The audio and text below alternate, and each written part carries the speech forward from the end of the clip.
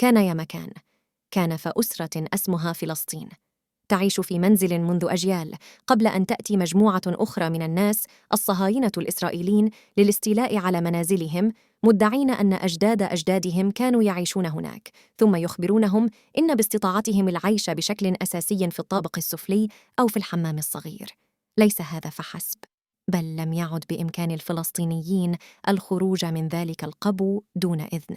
مع تحكم الصهاينة الإسرائيليون بزمان وكيفية حصول الفلسطينيين على الطعام والماء، كما أنهم يطرقون أبوابهم بصوت عال أو يهددونهم بالعنف في بعض الأحيان، ومن حين لآخر كانوا يلقون بالقنابل عليهم ويقتلون بعضاً منهم. حاول الفلسطينيون أحياناً الخروج، لكنهم خاطروا بحياتهم في كل مرة. في بعض الأحيان كانوا يقذفون الحجارة بدافع الغضب، لكن لم يكن لديهم سوى القليل من الأسلحة الحقيقية للدفاع أو الهجوم. إذا ما تمكنوا في أي وقت من الخروج مجتازين الطريق بطوله للخروج من الباب الأمامي، فلن يتمكنوا من العودة مرة أخرى، بالتأكيد ليس بدون إذن من المالك الجديد، إلى أنهم استمروا في النضال والحفاظ على أرضهم فلسطين بكل ما أوتوا من قوة، إلى أن يشاء الله باسترداد أرضهم كاملة وطرد العدو منها. معلومات مهمة عن فلسطين: تمتاز فلسطين بعراقتها وتاريخها وعادات الضيافة المميزة فيها، تقع في قلب العالم وتعتبر نقطة التقاء بين أفريقيا وأوروبا وآسيا. تتميز فلسطين بتعدد اللغات المستخدمة فيها وتعدد الثقافات والمعتقدات، وتعتبر فلسطين مهد الديانات السماوية ومركزاً لأهم المعالم الدينية والشواهد التاريخية.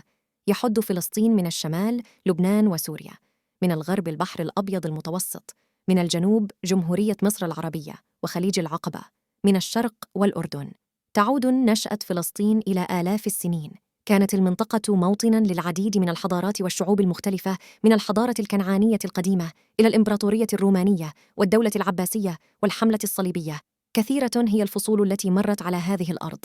تقع مدينة القدس عاصمة فلسطين وسط فلسطين تقريباً شرق البحر المتوسط. احتلت إسرائيل معظم فلسطين عام 1948. تاريخ فلسطين يشهد على قصة مؤلمة للفلسطينيين الذين تم طردهم من أراضيهم واحتلالها. منذ إنشاء الكيان الصهيوني في عام 1948 تعرض الفلسطينيون للتهجير القسري والاستيلاء على أرضهم، لكن مدينة القدس تم احتلالها عام 1967.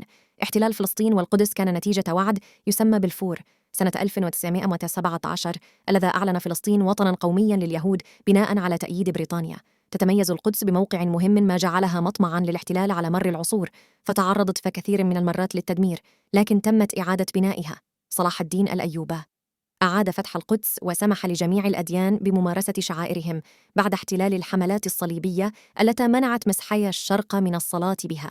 القدس تحمل قيمة كبيرة لدى المسلمين، فها من أهم المقدسات لديهم بعد مكة والمدينة المنورة، وكانت أول قبلة للصلاة قبل أن تتحول القبلة للكعبة فمكة المكرمة. يوجد بها المسجد الأقصى الذي أسرى إليه الرسول محمد من المسجد الحرام. فرحلة الإسراء والمعراج تضم القدس المكان الأطهر مسيحياً، وهو كنيسة القيامة التي يحج إليها المسيحيون من مختلف أنحاء العالم. وبالنسبة لليهودية فيوجد حائط المبكى الذي يعد من الأماكن المقدسة لدى اليهود. يتحدث الفلسطينيون اللغة العربية.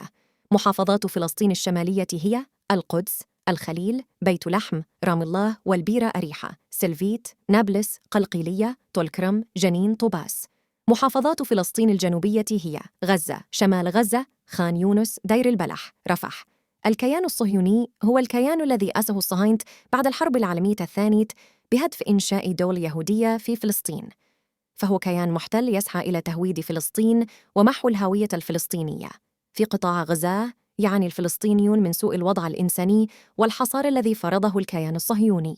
تتعرض قطاع غزة لهجمات عسكرية متكررة وحصار اقتصادي وتقني، مما يؤثر بشكل كبير على حياة السكان والاقتصاد والخدمات الأساسية. وآخر حصار هو حرب 7 أكتوبر 2023، حيث أنه عدد الشهداء تجاوز 7,000 شهيد، وما يقارب الثلث منهم أطفال، وأكثر من 18,000 جريح.